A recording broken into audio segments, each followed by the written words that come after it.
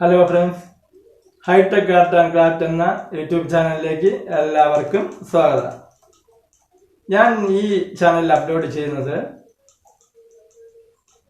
Art and craft videos, അതുപോലെ തന്നെ നിങ്ങൾക്ക് ഉപകാരപ്പെടുന്ന ഇലക്ട്രോണിക്സ് പരമായിട്ടുള്ള വീഡിയോസ്, അത് ഡെയിലി നമുക്ക് നമ്മുടെ വീട്ടിൽ ആവശ്യത്തിന് ഉപയോഗിക്കാവുന്ന പല പല കാര്യങ്ങളുണ്ട്.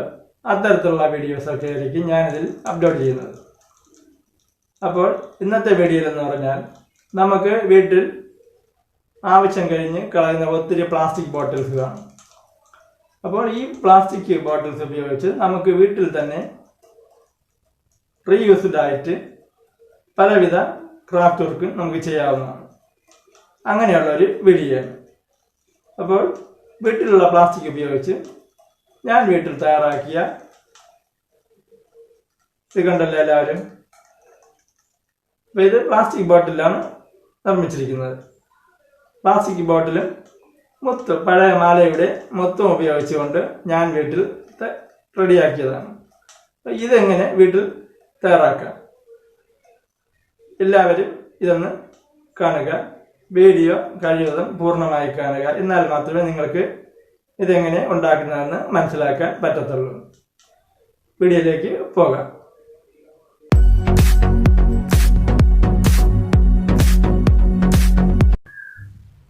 നമ്മുടെയൊക്കെ വീട്ടിൽ ഇതുപോലുള്ള ബോട്ടിലുകൾ കാണാം.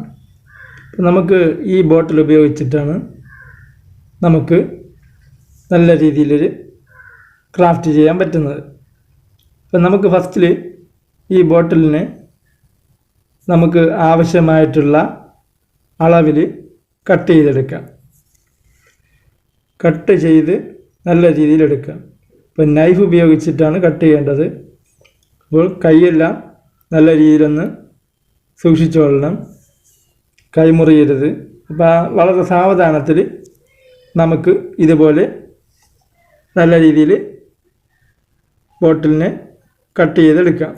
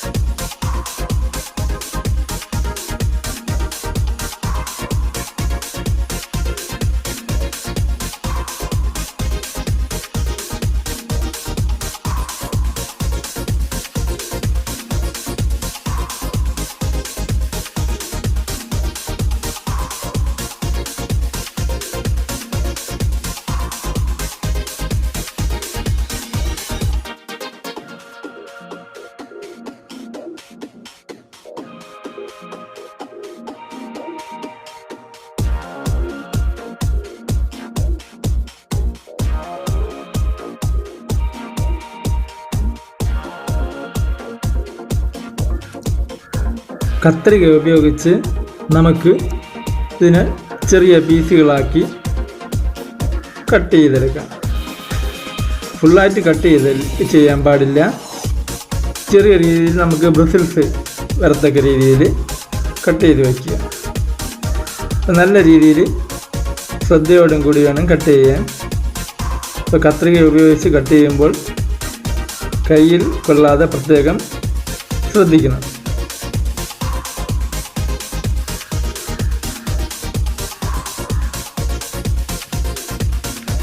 നമുക്ക് ഓരോ ബ്രിസിൽസിനെയും ഒന്നിട വിട്ടുള്ളത് ഉള്ളിലോട്ടും പുറത്തോട്ടുമായി ചെറിയ രീതിയിലൊന്ന് മടക്കി വയ്ക്കാം.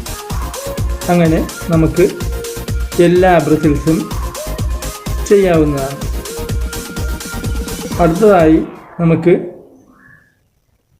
നേരത്തെ കട്ട് ചെയ്ത് വെച്ച പീസിന് മുകളിലാക്കി ഇതിനെ ഒട്ടിച്ച് ചേർക്കാം. നല്ല രീതിയിൽ പൊക്കം കിട്ടത്തക്ക വിധത്തിലാണ് ഞാൻ ചെയ്തിരിക്കുന്നത്.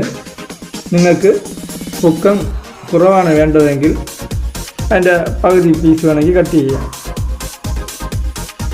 ഞാൻ നല്ല രീതിയിൽ ഇത് പൊക്കം കിട്ടാൻ വേണ്ടിയാണ് പൊക്കമുള്ള പീസ് എടുത്തത്. അപ്പോൾ അടുത്തതായിട്ട്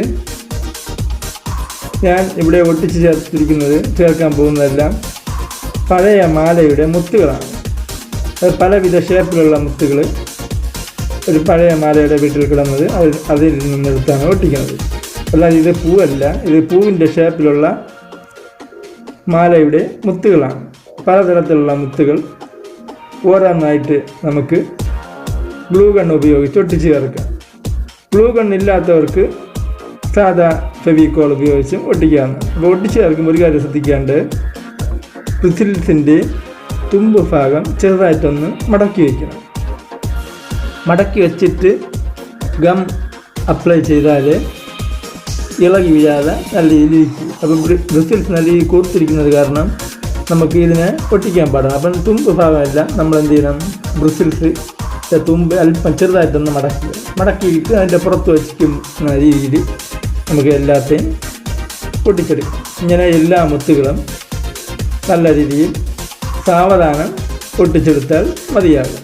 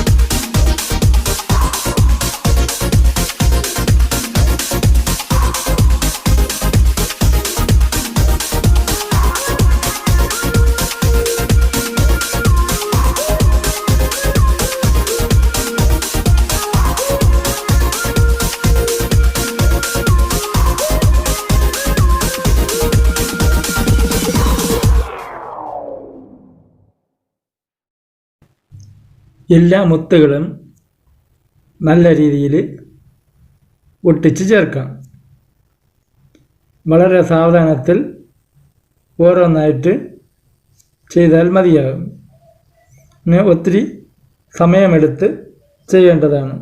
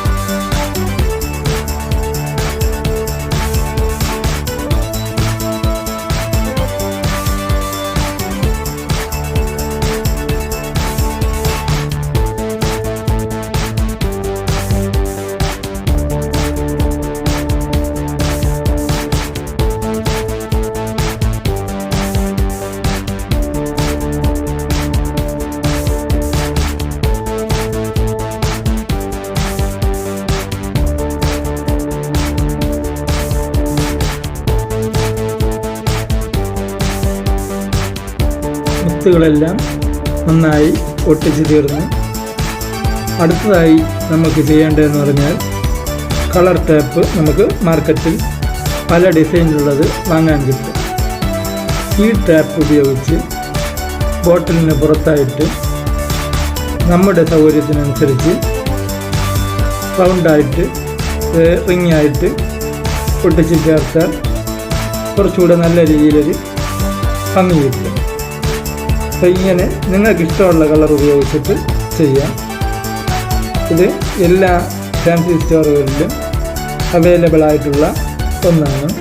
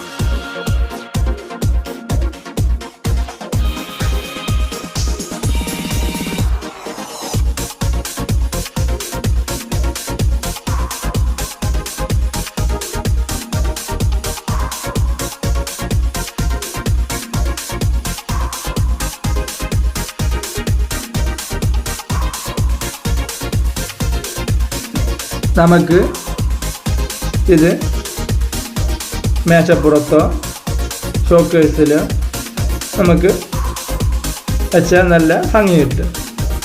അപ്പം നിങ്ങളെല്ലാവരും ഇതുപോലെ ചെയ്ത് നോക്കുക.